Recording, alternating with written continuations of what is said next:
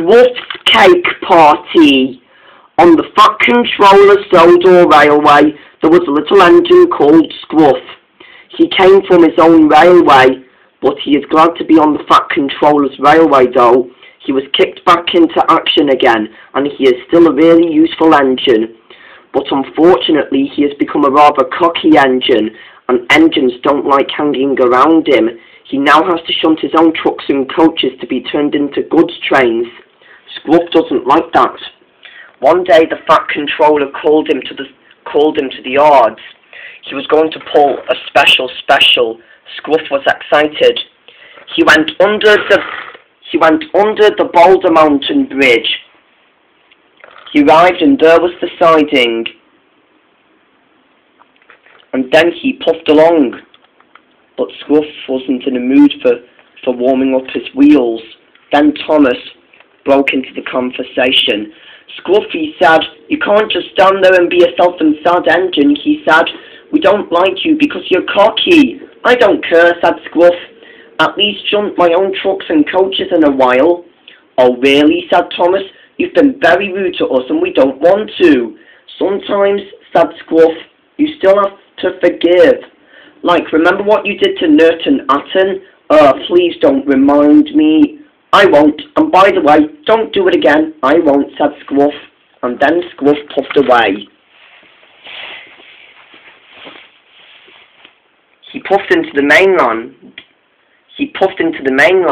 and in the main line was a goods train. Some engine must have been excited to pull it, but Scruff wasn't.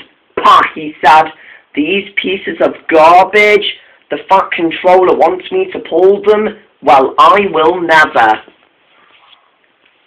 Just then, Salty came in with the last truck.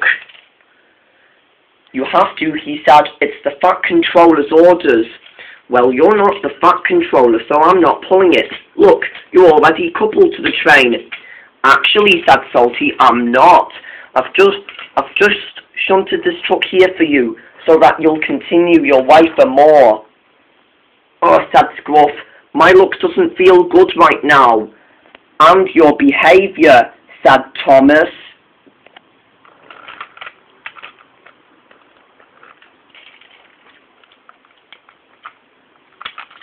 Scruff was coupled to the train. Be careful, said Salty. There are mighty troublesome trucks that I've shunted for you, so be on your best lookout. Scruff was cross. I don't need smelly diesels to tell me what to do, he said. I came from my own railway, and I know everything. Salty felt hurt and he puffed away sadly. Thomas finally had enough. You better quit your attitude, and you better stop telling me what to do. I'm tired of you, and I'm tired of you too, said Thomas. You've really hurt Salty's feelings. Thomas puffed away back to the siding. Scruff was determined to pull the train so that he'll go in a certain way.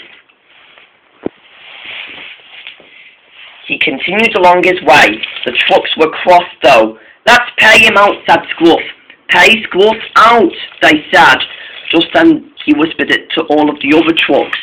But Scruff didn't listen. He was still continuing along his way. Suddenly, the trucks locked on their brakes, and Scruff stopped. Come on, trucks, he said. I'm not going to stand here all day. But the trucks didn't listen. Try again, said his driver. Scruff tried again. He was still puffing and puffing, but just then Scruff stopped. I'm out of steam, he said. But just then Scruff tried again. On three, said Scruffy. 1. Scruff was still going. 2, 3. They let go of the brake and Scruff zoomed away. Whoa, said Scruff, help! He rushed along the line, and his driver and fireman weren't concerned as the conductor was.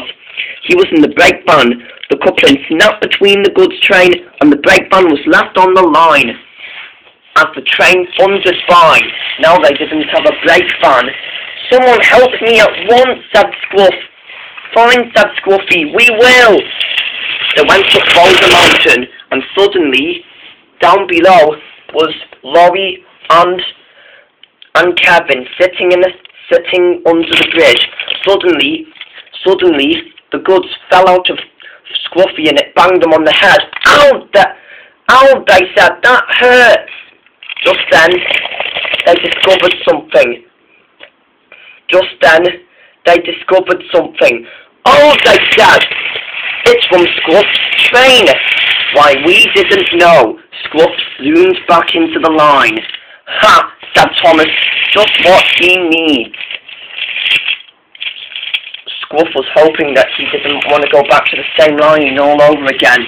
Unfortunately, the signalman diverted Scruff towards the siding. What's happening? He said. Scruff couldn't stop himself as he crashed into the buffers.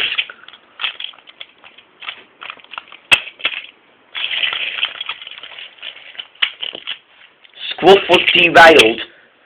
Everyone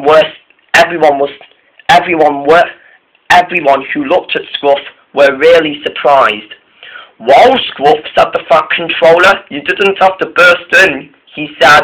I know, said Scruff. Anyway, he said, you have been a very good engine for the last couple of days, so I invited you to a social. I'm sorry, sir, said Scruff. You should be, said the Fat Controller. You have caused confusion and delay, and you've just ruined their day, and they all agreed. Just then, Thomas came to the side of the crash. Wow, Scruff, he said, looks like you've got your just dessert. It tastes sweet, but I don't like it at all. Everyone laughed, even the Fat Controller, even Thomas, except for Scruff, who has done something very silly.